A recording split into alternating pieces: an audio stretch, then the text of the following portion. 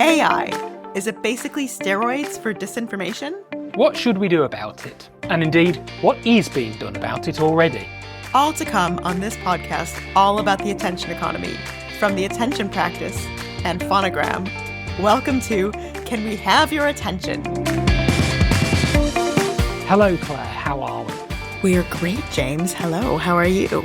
I'm very well. Welcome to my second studio. I hope you like it. I've spent a lot of time in it. Your studio at sea? Yes, for those of you not looking at the YouTube channel, I am currently in a beach shack in Clacton-on-Sea. I'm not in Clacton-on-Sea. For American listeners. So this is a slightly different sounding podcast, quite possibly. But anyway, here we are. And we're going to bring you a bit of a tale that we recorded while I was back in the UK, Claire. And it's fascinating. Back on our series of misinformation and disinformation, the looking at of misinformation and disinformation, not the disseminating of misinformation and disinformation. Yes, we're joined today by Sam Stockwell, who is from the Alan Turing Institute. Now, I started talking to Sam a year ago, just after I first published The Age of Attention Scarcity, because at the time, Sam was working on the report that he is going to talk to us about today on AI and disinformation and on how AI was changing both the spread and the creation of disinformation and what the implications were for the UK in particular and for crisis management and planning. The reason we originally started talking is because originally AI, the biggest problem that would seem to come out of it potentially was deepfakes. But what has transpired as AI has become more widely used is actually the sheer volume of information that's been created. And that's something that I talked about in The Age of Attention Scarcity. And that's something that the report concluded as well.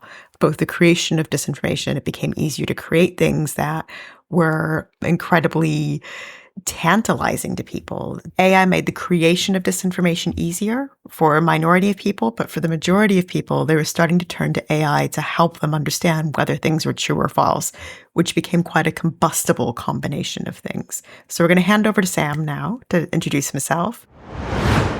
I'm Sam Stockwell. I'm a senior researcher at the Alan Turing Institute. We are the UK's National Institute for Data Science and AI. And in particular, I work within a team called CTAS. And at CTAS, I lead our work looking at how AI is impacting our information ecosystem and what we can do to protect it. How big has the change been in the last 3 years? Because everybody has seen this explosion of ChatGPT and so on. Has it been just a complete shift in the way that AI has taken over what you do?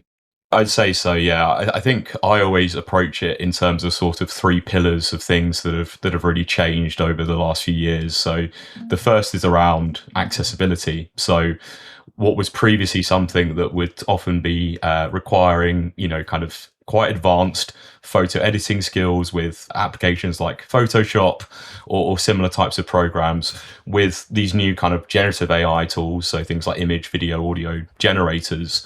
What we've now seen is that kind of barrier to entry or access essentially completely collapse. So anyone now with an internet connection, in some cases you only need an email address, you don't even need to prove who you are, can access some very powerful tools and through a simple keyboard prompt then just type away whatever they want. So that's kind of the first pillar. Tied to that is also the realism.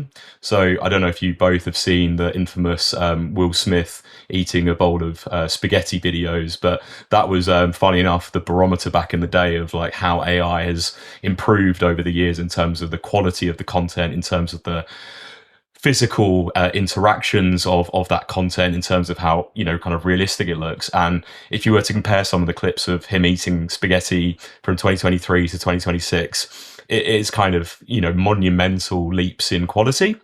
And because of that, we're starting to find it's really difficult for most people to be able to discern the difference between AI and realistic content.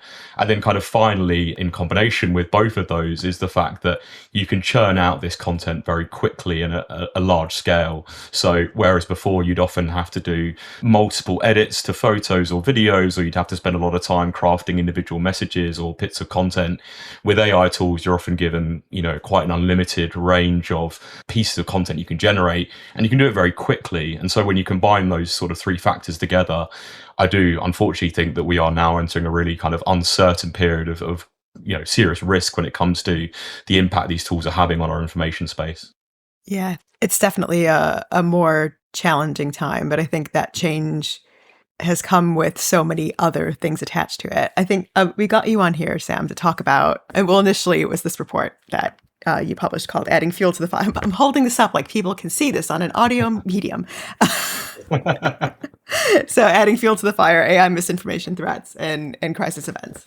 And when we spoke about it originally back in the day, 2 months ago, Feels like a lifetime ago it now. feels like a lifetime ago. It actually did start, or you started the research process, I think probably almost 2 years ago now. Can you tell me a little bit about what led to you writing that report? So we had done a fair chunk of work on the impact that AI was having on election cycles a couple of years ago. So you might remember it was called the kind of super election year. I think if I remember correctly, there was like 70 elections. It was pretty crazy, and everyone was thinking this was like going to be the AI apocalypse where deep fakes were going to be rampant. And we were thinking, well, hang on a minute, let's actually kind of assess what the evidence is showing.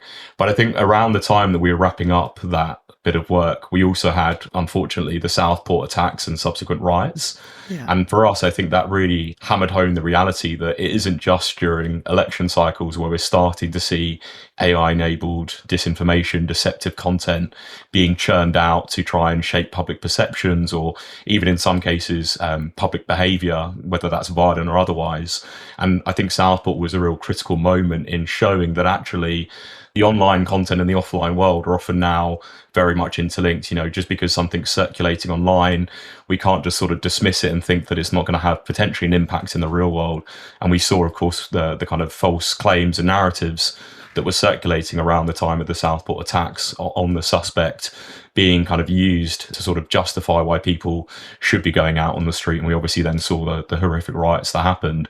But I think what was rather interesting at that time was, although there was a lot of focus on what we might call kind of traditional disinformation, these sort of social media posts that were mostly just kind of what were people claiming they knew what was the truth on the ground, the claiming they were eyewitness accounts, we did actually also see, although I wouldn't say it received as much attention at the time, this kind of creeping use of AI to sort of further, as we call in the report title, kind of add fuel to that fire. So to give you kind of an example, we had seen at the time that these AI music generators were being used to create songs that were referencing Southport with all kinds of horrific language about how people needed to hunt down Muslim men and those associated with the attack, because at that point it was assumed that it was an Islamic suspect. And that was done completely through AI. It sounded very realistic and obviously was directly tied to the context of the incident. And that emerged, I think, about 2 or 3 days after the attack occurred. And so it was really quick. It was really kind of emotive. It sort of played on people's emotional heartstrings, which obviously at that time were high, but it didn't really attract much attention. And so we were quite worried about how, this sort of stuff was clearly bubbling under the surface at the time of Southport a few years ago, but maybe we weren't really understanding how widespread it was or to what extent it was actually causing any sort of real world impact. And it was from that we then wanted to say, okay, we probably need to be looking at this more closely. And then since the Southport attacks, we decided to do this project, which essentially was monitoring for any kind of security incidents happening in the UK or elsewhere, and trying to see if we could sort of identify where AI tools are being misused to manipulate the information space, to encourage people to violence. And we were quite shocked actually by how many incidents we were gradually picking up over the course of that 2 years. And to kind of put it to perspective, we published literally only about 2 weeks ago a new database containing all of the incidents we found. We found about 60. That's over the case of 2 years. God. A lot of them really maybe only had 1 or 2 references and some really niche outlets, maybe in South America or Africa or in Asia. But actually what we're seeing is that this content is having some really serious, kind of impact. It is leading to people being fueled or motivated to want to go out and do something about it. And really, we're in a situation where unfortunately this is probably only going to get worse as time goes on. It's really interesting because as you were talking, I think particularly the example of someone creating a song, I mean, it's not totally dissimilar to that instinct that people have. The one I think about last summer is, and I was say in a less terrible context, but Victor Gyökeres getting signed by Arsenal. And immediately there was a chant. That's the only football chant I know is the Victor Gyökeres chant because it's really catchy. But someone had made that song. If people don't know it, it's... Or we won't be allowed to play this clip, will we, James? Well, I don't know. It depends what clip you want playing. Well, it's to the tune of Push It, but the lyrics are, he comes from Sweden, the girls are very nice. He dumped his girlfriend to play in red and white. He's scoring goals. I can't believe I know this. I know Don't the whole stop thing. there. I wasn't even going to look for a clip. I was just going to play that. I must say, as a Tottenham fan, it's not my favourite chant, but Sorry, Sam. Sorry. Sorry. I'm in a minority. Unbelievable, Claire. Unbelievable. Sorry, Sam. Anyway, moving swiftly on. I mean, that they did that, and I mean, as normal football chants go, right? It probably came out within a couple of hours, but someone used AI almost immediately to create a digital version of that, then spread through the fans. And within the first game, that was the chant that was ringing around the stands. That's kind of a normal behavior. And what strikes me is that, Southport is what you described in Southport with that song is that behavior, but applied to something else. It's really about belonging. Are you getting more of these sort of pop culture things like the Lego videos from Iran? Is it getting more sophisticated?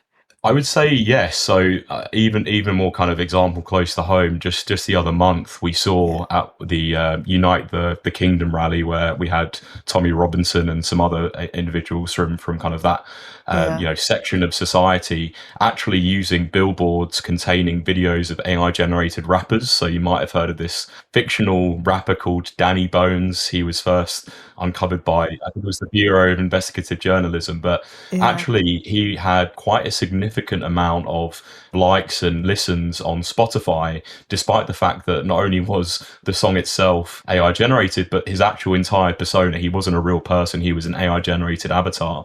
And Tommy Robinson was kind of placing him on a billboard to say, these are some of the musicians who are behind our cause, even though they might be AI generated, they are providing us with the type of songs that we resonate with. And so, I think it's very much a kind of powerful medium where, yes, you're kind of playing on that sort of emotional connection, whether it's through music, Lego videos, as we kind of know in the Iran war, but in the era of the attention economy, as your kind of podcast puts very nicely. This is the stuff that gets people's attention. People relate to cultural references, to iconic or nostalgic videos and art and things like that. That's the kind of thing that sticks and tends to unfortunately overpower the facts a lot of the time. The funny thing is, the things that they react to are the most human things, aren't they? Yeah, absolutely. Yeah. And I think that is one of the things we find very effective with the use of AI is that you can mimic, whether it's celebrities, politicians, or anyone in a very lifelike fashion, including the way that you convey emotion to people. And so we often see that, again, when you're coming across a lot of these security incidents, these crisis events, we often find that the most effective videos or images tend to include like these AI generated news anchors or rappers or whoever it might be, because people just think, well, this person looks like me or sounds like something that I would say. I'm kind of resonating with their message, and so therefore I'm going to probably believe it, even if maybe I haven't checked out if it's factual or not. So AI is getting more increasingly effective in that respect as well, of being able to allow people to generate content that can appeal to that emotional, sort of inner sense of your kind of belonging, your identity. I want to talk to you as well about the other side of that as well, which is the just sheer volume. In this pool, actually, that stuff that is really sticky is still a pretty small percentage of it. It just cuts through, for a variety of reasons. But the volume aspect and what that does for how people are able to find information or not, can you talk to me a little bit about that? With a lot of these AI content generators, you often, whether you pay for them or not, you're able to churn out very kind of similar types of content at a very quick pace. In some cases, it's like maybe 2 or 3 minutes between creating one bit of content and then churning out a similar one. And as a result of that, if you're someone that's looking to flood the information zone with deceptive material to try and shape public perceptions, this is basically a goldmine because it's often done at zero cost. You're not typically having to pay for this. You don't need a lot of resources or skills. And so that often takes away a lot of the barriers and the disincentives, and it becomes a very attractive option. But obviously part of the problem you have is as a kind of user, when the content becomes incredibly realistic and you're seeing lots of it, it can be really difficult to know, well, actually, am I looking at something that is synthetic or not? And as a result of that, what we sort of get is this sort of epistemic nihilism, as I often call it, where people now are basically saying, well, I kind of no longer know what to believe at all, because how can I tell what is AI generated or not? Yeah. And obviously that means that our kind of ability to trust in information that is likely to be factual or is coming from a trusted source becomes a lot more undermined. And so you get sort of incidents. So the one I kind of point to a lot is in the recent Iran war, where there was an image that came out supposedly showing kind of strike by Iran on kind of civilians during the protests, that happened early this year prior to the conflict. And an Iranian journalist basically claimed that it was AI generated. And when people were asking, well, how did you come to that conclusion? I'm putting this through an AI deepfake detector and it's coming back saying it's authentic. He supposedly showed this heat map that tended to show there were signs of manipulation. And because it looked like forensic analysis, people just thought, oh, okay, well, if he's showing us a heat map, which clearly shows these signs of manipulation, it must be fake. And people started to circulate that narrative. Well, it turned out that the heat map itself was actually AI generated, which for me just kind of blows my mind. The fact now that you can basically fabricate forensic analysis and evidence now, not even just the content that you're churning out on social media, but then the content to analyze that can now be potentially fabricated.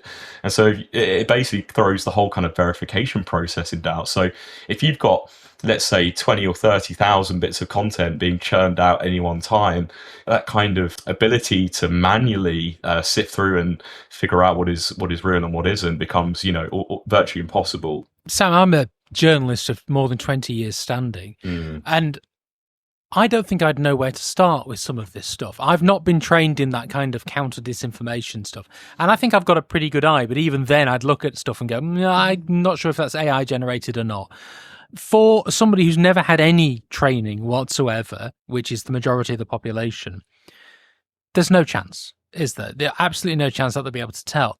And this is such an existential threat to everything that we have. I hate to sound miserable, but the cat is completely out of the bag, and we haven't got a chance in catching it, do we? Surely, I mean, it's pretty miserable, James. It's end days, really. Yeah, I mean, I have to admit it's a difficult time, but I always try and say that we shouldn't kind of feel too defeatist, because fundamentally, I know it's hard to see any sort of optimism out of this, but I do think that is precisely what, let's say, harmful actors, threat actors, whatever you want to call them, whether they're hostile states, whether they're domestic extremist groups, or anyone who's just basically looking to undermine democracy and factual information or kind of integrity of information spaces.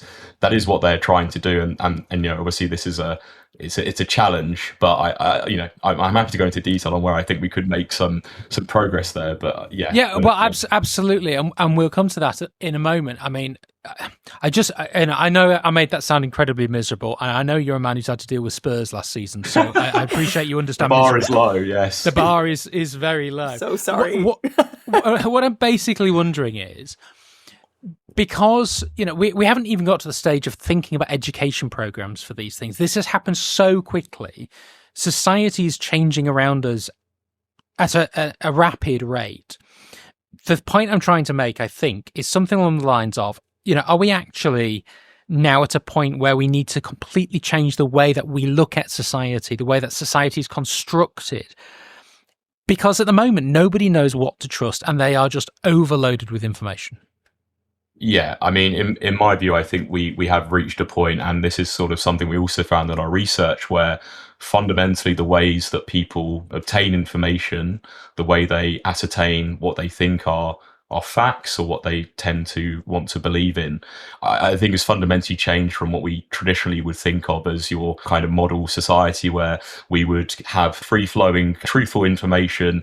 People would have rigorous, evidence-backed debates. We would then reach a point where we would identify what is the truthful claim or the kind of most consensus around a narrative, and that would then kind of be the thing that everyone would then agree with. I think that was something that perhaps was a little bit more realistic back prior to even just the internet. But now I think that, as you say, that the cat is out the bag with these AI generators, and even more kind of concerning, what we tend to see now is that people are just resorting to AI chatbots. So whether that's Grok on X, whether that's ChatGPT, Gemini, Google AI search overviews, to basically help them figure out what they should be trusting. And that's primarily because over the last year or so, these tools have basically become a kind of mainstay of our, digital lives. You can't now go on Google search without AI search overviews coming at the top of your screen. If you use X, you're going to see Grok all the time in terms of responses, or there in the corner. Even I was quite amazed the other week to find that Copilot is now just embedded on Microsoft Office to help you improve your kind of documents and things. Help you. Yes, exactly. I put in heavy quotation marks there as well. But when you take all those factors into account, what we're seeing is, particularly during live incidents where maybe the media isn't able to report on something because they're not sure of what the facts are, maybe they haven't been established yet because, let's say, law enforcement are still investigating a motive or who's involved, or the suspect hasn't been detained. Well, if you go to an AI tool like Grok or ChatGPT, the chances are it will probably give you something that you wouldn't necessarily find on your, traditional mainstream media websites, but that doesn't necessarily mean it's factual or accurate. A lot of the time, it tends to just pull this information off social media, and at that, it will just go for whatever post seems to have the most likes or comments. And obviously, we know the way that the algorithms operate. They prioritize content that is sensationalist, maybe clickbait, maybe divisive, where people are arguing or debating. But the chatbots are assuming that that means that, oh, okay, this seems to be the top of the feed. I'm going to use that and inform the user. And so I think we're now seeing actually AI chatbots taking a bit of an active role in sort of shaping how people are coming across in terms of, what they're believing during live incidents or in politics. My friend recently did a bit of research looking at how, when you ask different chatbots on who to vote for in things like local elections, they'll often come back with answers that reflect the kind of underlying training data or the corporate political alliances or ideological ties of the company. So yeah, my concern is now that the AI is fundamentally part of our communications infrastructure. And that does require a massive rethink about how people basically interact with information, how they consume content, and what fundamentally they kind of believe in during things like crisis events, security incidents, political developments, whatever it might be, basically. Yeah.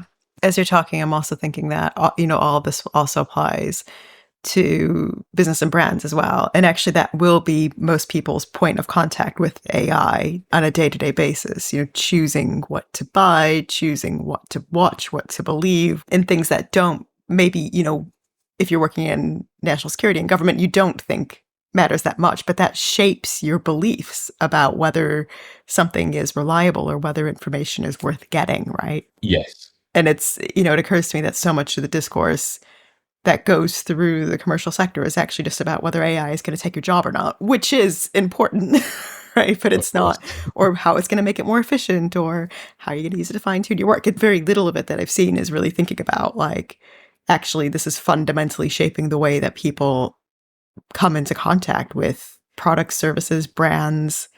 And that's really the entry point for this, right? By the time you get to an election or you get to a crisis event, you've already decided how you're going to use AI. You've already decided its reliability or not, based on, whether that information that's fed to you about other things in your life is accurate or not. In the recommendations that you make, you talk about building up a crisis response team effectively, or relooking at the ways that we do crisis response, but also probably an ongoing panel. How do you envision this working? So as a bit of context to that recommendation in the report, we actually did a sort of simulated crisis exercise with different parts of government, law enforcement, civil society, industry, basically where we gave them an incident like a Southport attack, where you had deep fakes, you had AI chatbots churning out disinformation, you had coordinated, inauthentic accounts spreading all kinds of harmful narratives. And basically said to them, what would you do in this situation? I mean, I must admit it was pretty apocalyptic in terms of what we gave them, but we thought we would just go for the extreme. And I thought what was rather interesting was that because I think the fact that AI tools are still, relatively new, when you compare them to the likes of social media platforms, and many of the companies that are providing these AI services are also quite new to the scene.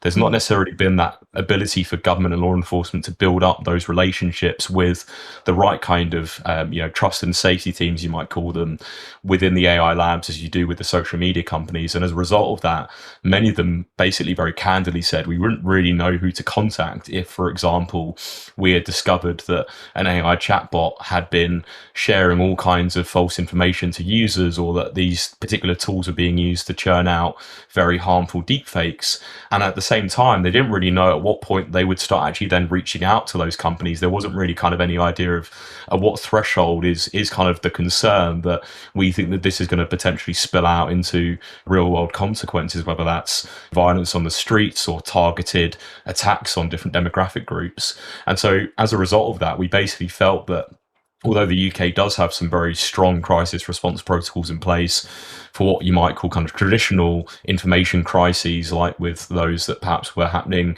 in some of the recent attacks in Belfast, for example, there's not necessarily that same level of, I guess you might say, like communication channels, knowledge exchange mechanisms for specifically AI threats within this context. Those channels just aren't really there. And so what we're kind of advocating for is for teams in places like the Cabinet Office that coordinate on crises responses when these incidents happen, and the likes of, say, DSIT, so again the department that's kind of overseeing AI, have a lot of AI expertise through the likes of the AI Security Institute, AC. We think that those kind of departments and parts of government really have a role to play in ensuring that they're well connected up to the kind of relevant AI labs, whether that's OpenAI or your Anthropics and so on and so forth, so that if these crises were to happen, some of the ones that we describe in the report that have already happened in the future, they're able to have a much quicker and more effective response to be able to kind of go into those companies, say, look, we've identified this, or they can share it with government or law enforcement to say, these are what we think we should be doing to address these issues, and hopefully address them in a much more quicker and efficient way than they unfortunately have been, in the recent crises we've looked at. But that does assume, doesn't it, Sam, that those companies actually want to help. Or can. Or have the staff to do that.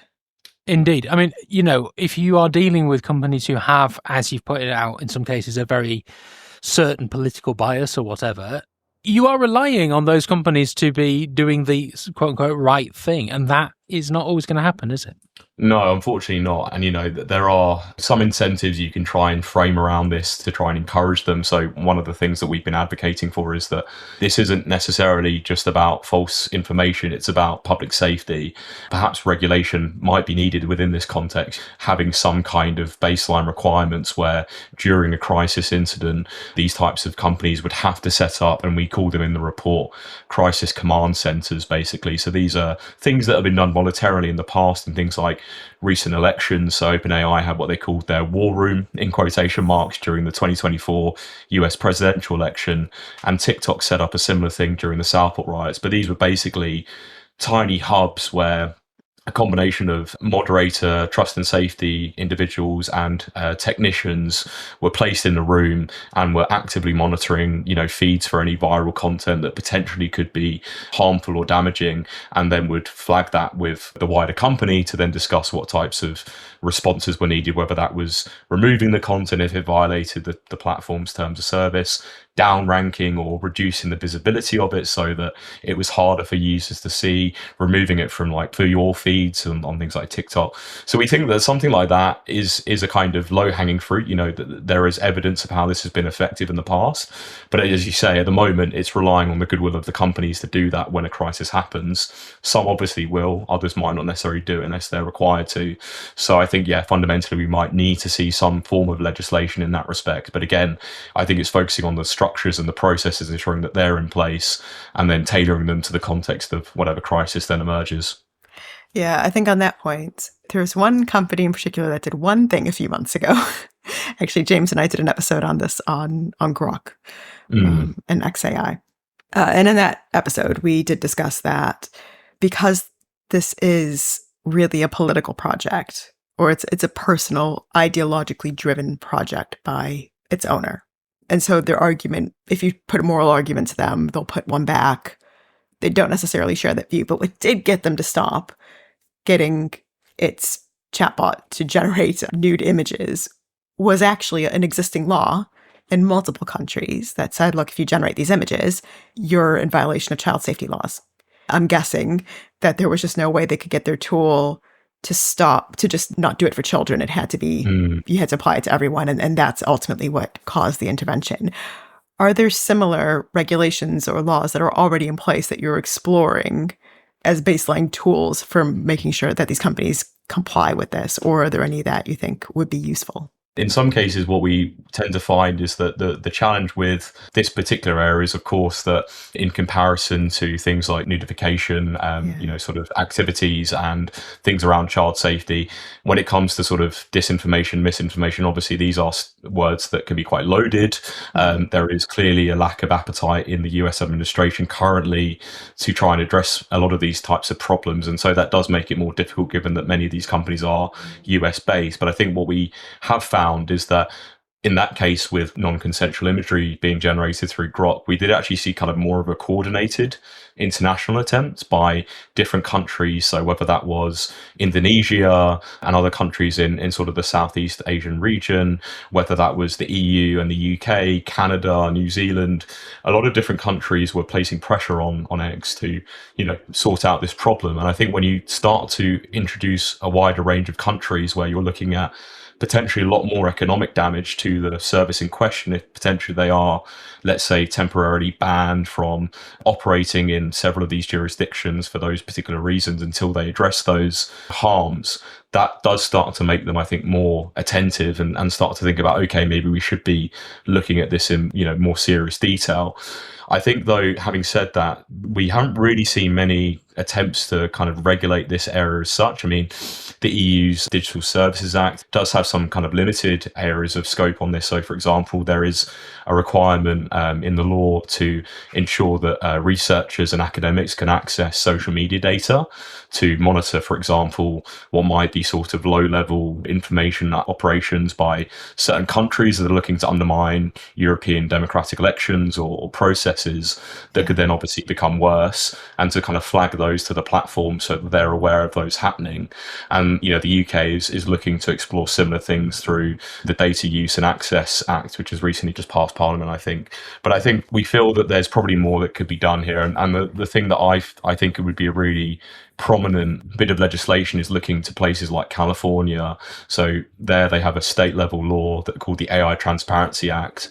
And that bit of legislation focuses more on the actual trying to address like the source of the content, bearing on mind what we were talking about earlier, where people are now really struggling to know what to believe in. And basically what the act requires is that if you're either a kind of camera or phone developer, so you're kind of Samsung, you're an Apple, you're a Canon or whatever it might be, you have to embed what are called provenance signals. Yeah. So basically these like capture when a bit of content was captured through your phone or your camera, at what time was it taken, what device was used to capture that image or video, and then whether it was edited or not. So there's that bit of the side of it.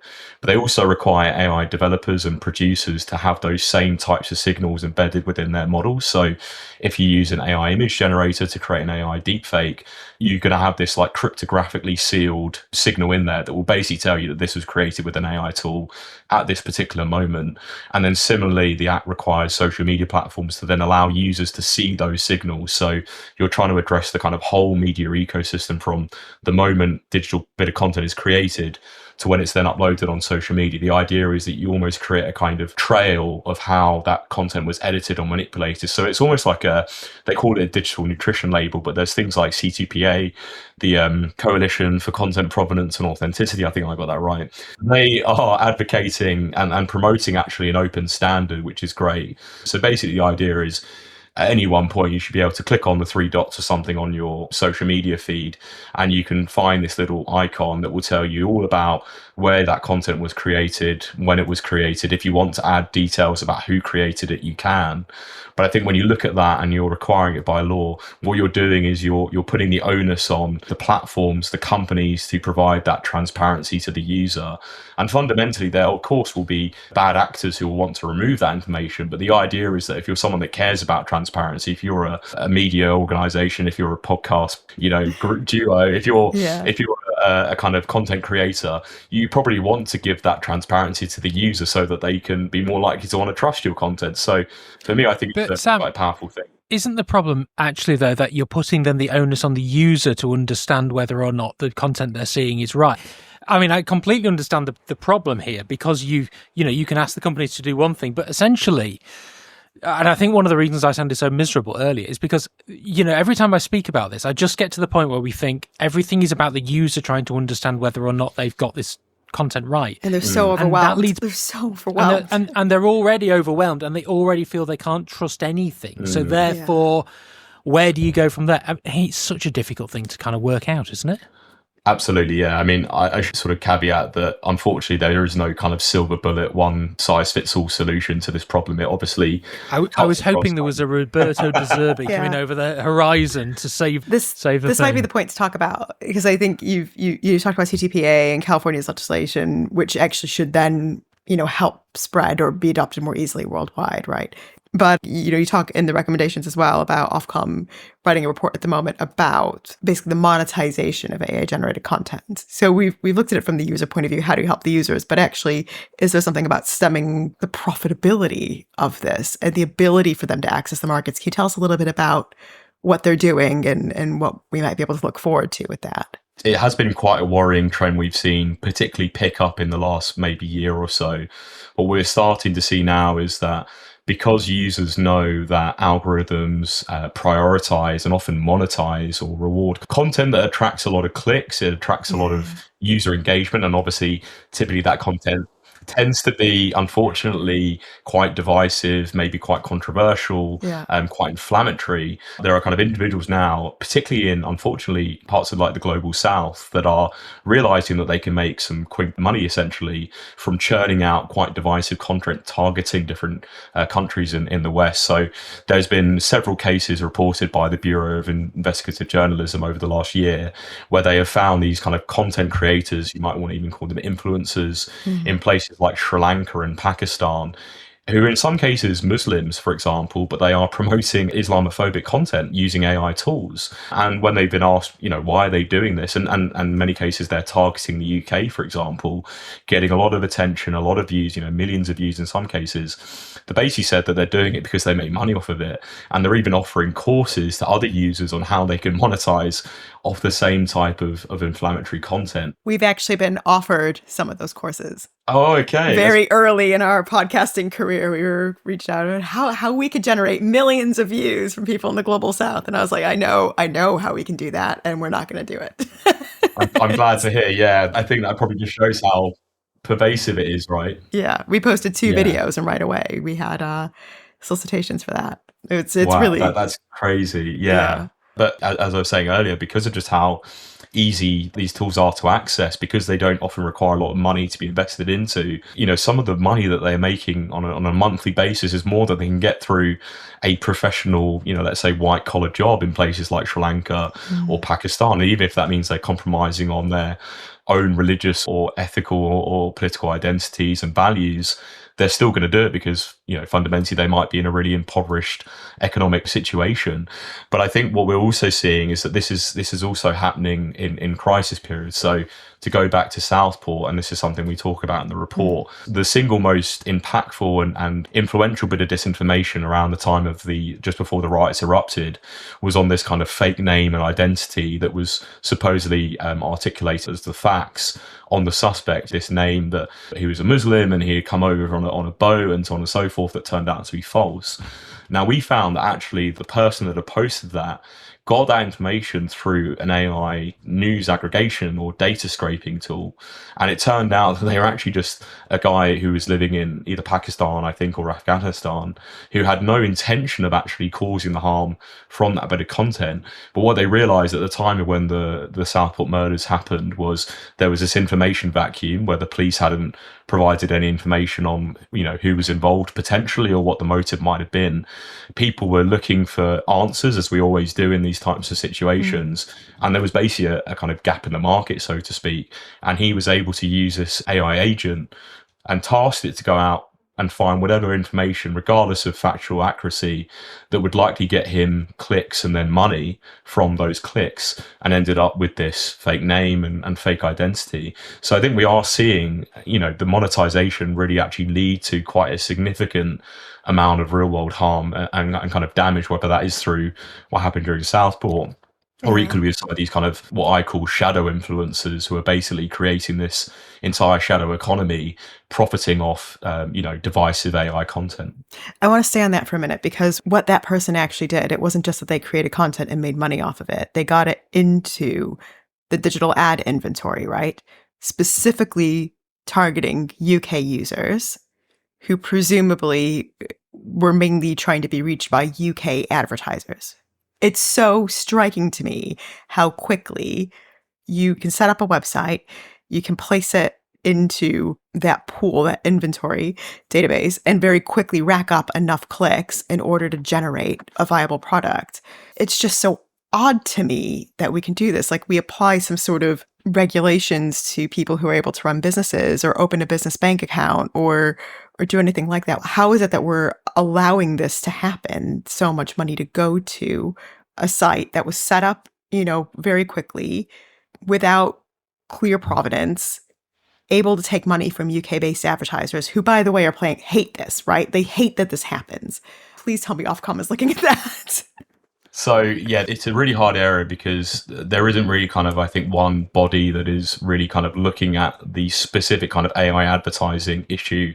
We have, I think it's called the Online Advertising Task Force, who I've engaged with previously, and they're struggling to see how they can engage on this topic because it kind of falls out of what their remit was initially kind of designed to look at, which was just broadly online advertising. And Ofcom, technically is in overseeing aspects around like advertising harms when it comes to online environments. But again, it's really kind of ambiguous as to whether they are including these kind of AI agents and news aggregation and data scraping tools. They are thankfully doing, hopefully, a consultation this summer on online advertising harms, but we just think that it's necessary to ensure that this type of conversation that we're having is included in that, so that they're able to be picking up on any evidence of what's being observed in this context in other places, basically, and what fundamentally we should do about it. Because unfortunately, if people start to see that they can make money off this type of stuff, it's obviously just going to be repeated in more volume and probably more frequency. Because the Online Advertising Task Force, their remit was looking at the content of ads, right? They're not looking actually at the underlying system. Like, all the mechanisms that are set up to do that, to govern, using the word govern here very loosely, because like, what's so striking about online advertising in the UK is that the UK actually as a whole has the most robust advertising standards in the world. Like, that is the bar. If you can get through the UK, then you can do it anywhere, because the Advertising Standards Authority is really tough, hence Alex hates reform political advertising movement, Pringle, because you can't make a claim on a packet of crisps without going through like 4 different bodies. I'm serious.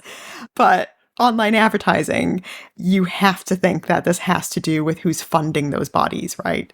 They are the big tech companies. The fact that, nothing we can do about it is just galling to me, because of course we absolutely can do something about it. The same way that we have those restrictions about getting onto television, getting into press, absolutely can apply to online advertising. And it doesn't just have to be about the content. It actually goes the other way as well, right? Like, if you're not also willing to comply with these standards, you aren't able to join those bodies. The same thing should be happening here. They should be applying standards to this. This is my own personal rant about this, but it's perfectly possible. And I feel like there's a role definitely for legislation there, in a way we just haven't had to for advertising in the UK, because the rest of the standards have been so well constructed and upheld. We've like taken it for granted that this happens. I'm very much on board with all of what you said there, but I think it also ties to another concern we've been identifying recently, where we're now starting to see that the sources going into AI chatbots are also being targeted to try and manipulate what information they then pull and then convey to the users. So it's kind of a slightly similar process, I guess you could say, to the way that those, kind of advertisement processes, work in a way as well. And to kind of give you an example, there was a study done just, I think, last week, where it was found that if you were to edit, I think it was like 13 string post on a Reddit subthread around a certain type of issue that might be kind of really niche and really kind of specific, you were able to actually manipulate what would then come out of an AI chatbot response on that kind of subthread. It literally took like one comment or something for someone to post on there that was false and misleading to then get regurgitated through the AI chatbot when they then prompted them on that particular kind of subthread. And we've seen similar things done in the context of democratic harms as well. So Russian disinformation networks are now using this tactic as well in a much more nefarious way to basically try and push out and churn out these kind of pro-Kremlin narratives and articles that don't actually, they're not legitimate reporting or accurate reporting, but the chatbot doesn't obviously always kind of know that it is like a disinformation activity or operation, and sometimes might just churn it out and not necessarily tell the user where it got that information from, but sound very persuasive and authoritative. So yeah, that's, I think, another problem that sees maybe some of that blurring of the lines between the advertisement world and the kind of AI chatbot world in terms of how some of those processes work. So that was Sam Stockwell from the Centre for Emerging Technology and Security at the Alan Turing Institute. He was fascinating. There are so many bits to pick up on that. Claire, where shall we start? So I think the first one is just the sense that AI, it's not just about how easy it makes it to create disinformation or marginally easier to create disinformation. It's that people are trying to use it for fact checking as well, or to, shortcut information gathering. I think that tension is actually the story in some ways. Yes, I agree with you. And I said to Sam, obviously, during the course of that you can understand it. People want answers quickly, and they want answers that they can largely trust. And AI might deliver that most of the time, which for most people will be good enough. But obviously there is a problem there, isn't there, inherent within that, because the times it doesn't deliver the right information, you might have a problem. Yeah. And I think there's this paradox as well, where we've gotten so used to information coming at speed, right? To instant results and instant answers. But actually, the world we live in has generated so much information. Those actually don't come as, one, they don't come as easily. Two, they're not always reliable. You actually generate quite a bit more information. And three, it actually does make it harder to find, and it opens up that opportunity for information to conflict. And that's where people get to the stage where they feel like they can't trust anything.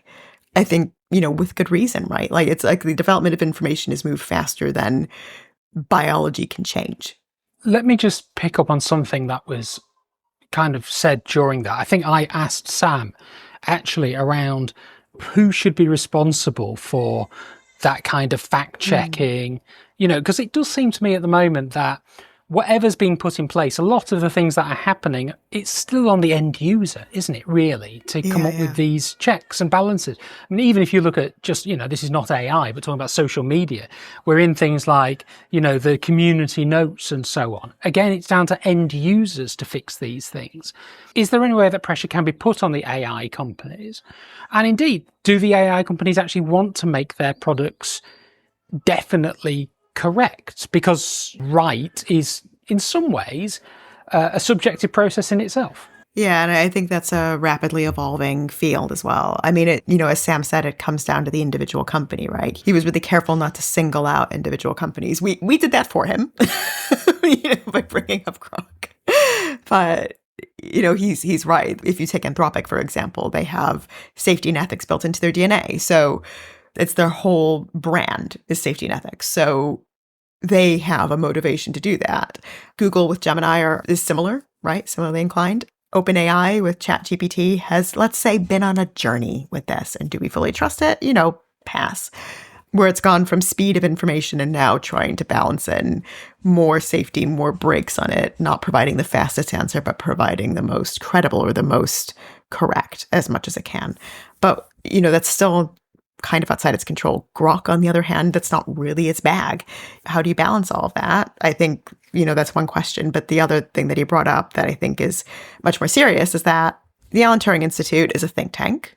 And a lot of their remit is to provide the information, the research, the analysis that influences policy. And policy is often delivered through legislation or regulation, right? So they're thinking about how do we influence the regulation or legislation that affects these companies. And if they are US-based social media companies or US-based AI companies, it's just impossible to do that just from a legal standpoint. But there is something that hasn't really been talked about very much, which is that brands and advertisers have the biggest stake in this, right? And they're actually the ones who, at the moment, are facing significant threats themselves because of misinformation and disinformation that could potentially be propelled through social media. I think there's probably competitive threats they face as a result of that too, or it's easier for competitive threats to emerge. I think that there's also an issue with how does AI surface legitimate or illegitimate information about products, safety, all of that sort of thing. But also on the other side of that, through social media in particular, thinking about Meta, Google, X, TikTok, any of them, brands and advertisers are the biggest stakeholders in that conversation because ultimately all those products are built around, or most of them anyway, are built around being able to generate ad money.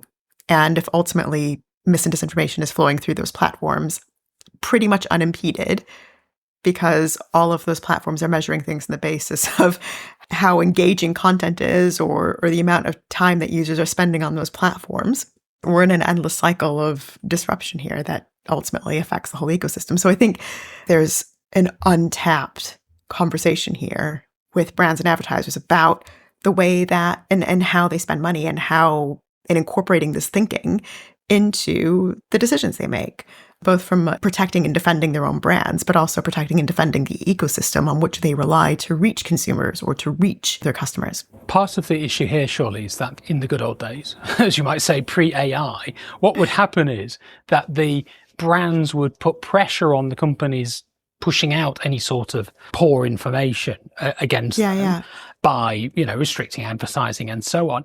But at the moment, because of the way that the AI ecosystem is funded, there's no real suggestion that those brands potentially have any leverage at all on the AI companies. I mean, to give you an example, the biggest company in the world at the moment is Nvidia. Because of the AI boom, everybody wants their chips.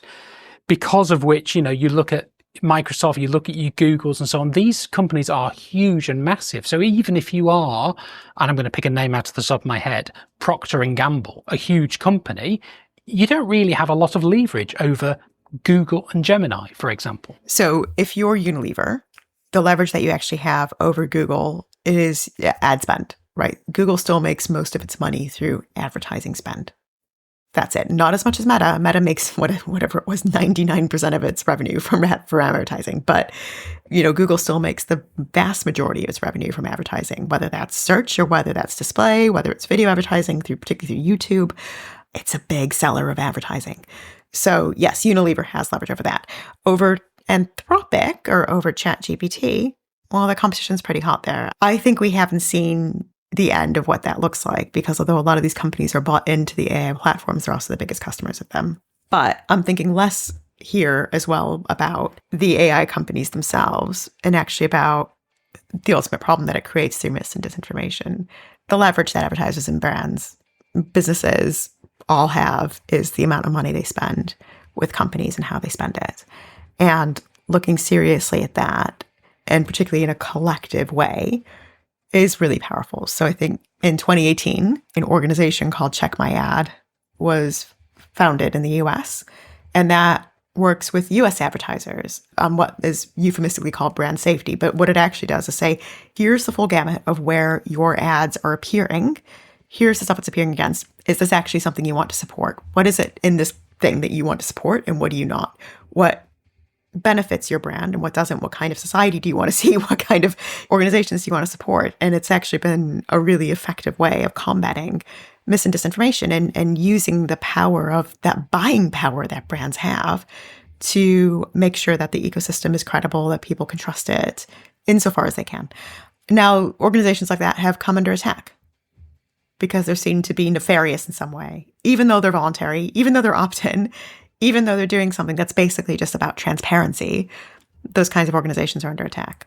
So I think there are ways into this, but some of it is just making sure that we're using the tools that we have at our disposal, the influence that we have at our disposal, including as businesses, and how we spend our money to make sure that we have a society that still works.